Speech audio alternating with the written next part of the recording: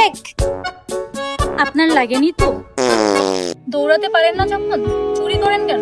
সামনে আমার গার্লফ্রেন্ডের বার্থডে তো, তাই ওকে গিফট দিতে চেয়েছি। দেখি ব্যাগটা দিন। এই নিন, এই শ্যাডো প্যালেটটা গিফট করেন।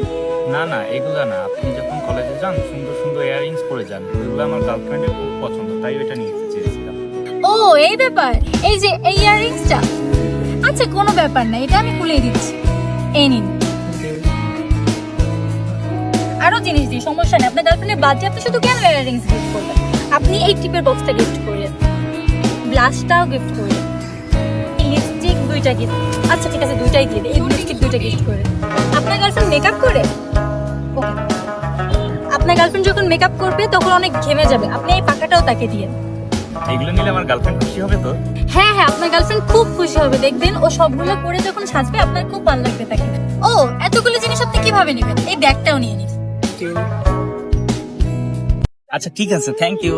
আসি তাহলে। আমার গার্লফ্রেন্ড অনেক খুশি হবে।